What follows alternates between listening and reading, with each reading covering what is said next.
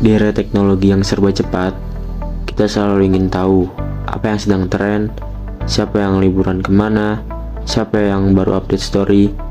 Tapi, di balik layar ponsel itu, ada satu fenomena yang diam-diam mempengaruhi banyak anak muda atau generasi Z, yaitu adalah FOMO atau Fear of Missing Out. Rasa ketakutan ketinggalan sesuatu yang terjadi. FOMO bukan hanya soal ingin ikut-ikutan. Ini tentang tekanan sosial yang membuat kita merasa harus selalu terhubung agar tidak tertinggal. Dari sini, banyak yang tanpa sadar mulai kehilangan fokus, rasa syukur, bahkan etika dalam bermain sosial media. Apa sih definisi dari FOMO itu? Kalau menurut dari saya ya, singkatnya FOMO itu tuh sebenarnya seseorang yang yang tidak mau ketinggalan dari tren gitu. FOMO itu kesannya jadi kayak pengen ikut-ikutan gaya hidup orang lain, jadi dia gak jadi diri sendiri. Itu sama.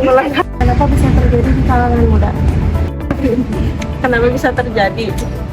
Karena hidupnya tidak punya pegangan untuk diri sendiri gitu. Jadi acuannya itu orang lain, bukan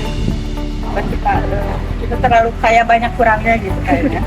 insecure mungkin ya. Dia bisa punya jadi. insecure yang mendalam sebenarnya. Gimana FOMO itu mempengaruhi gaya hidup dan cara anak muda beretika di media sosial.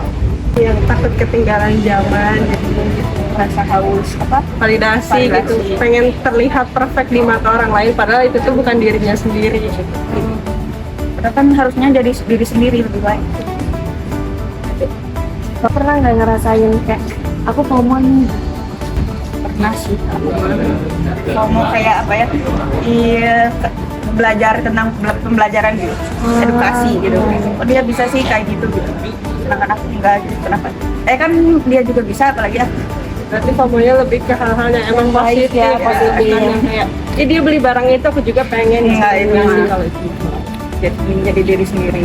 Kalau dampak positifnya itu sebenarnya lumayan banyak ya, karena semisal nih kayak tren lagi olahraga gitu ya, itu kan dampak positifnya orang lain juga jadi ikut olahraga gitu. Cuman dampak negatifnya menurut saya kadang orang memaksakan diri supaya ikut tren seperti itu, padahal dirinya saja belum tentu mampu untuk ya ikut dalam tren seperti itu. Solusi dampak negatif tersebut gimana sih penanganannya? Kalau solusi sih sebenarnya tetap ya dari diri masing-masing. Pertama kan kita juga harus tahu diri lah. Kita tuh batas kemampuan kita tuh sampai mana. Terus kita juga harus emang punya pendirian yang teguh biar gak gampang lah ikut-ikut tren gak jelas kayak gitu. Udah. Kurangi scroll TikTok lah gitu. Ganti sama kegiatan lain. Ya betul. Menyibukkan diri sendiri dengan hal-hal yang lebih positif lah dibanding dengan scroll sosmed gitu. Dari wawancara tadi, kita bisa lihat bahwa FOMO bukan hanya tentang ingin ikut tren. Ini tentang bagaimana teknologi membentuk pola pikir dan cara kita menghargai diri sendiri. Banyak dari kita yang merasa tidak cukup hanya karena membandingkan kehidupan dengan apa yang terjadi di layar kaca. Kita nggak harus memutuskan hubungan dengan teknologi, tapi kita harus bisa belajar mengendalikannya. Nikmatilah momen tanpa selalu harus online. Hargai proses tanpa harus dibandingkan. Jadikan teknologi sebagai alat bantu, bukan sebagai pengendali hidup kita. Karena yang paling penting bukan siapa yang paling update, Tapi siapa yang paling sadar akan dirinya sendiri? Ayo Kita lawan. FOMO dengan Jomo. Joy of missing out.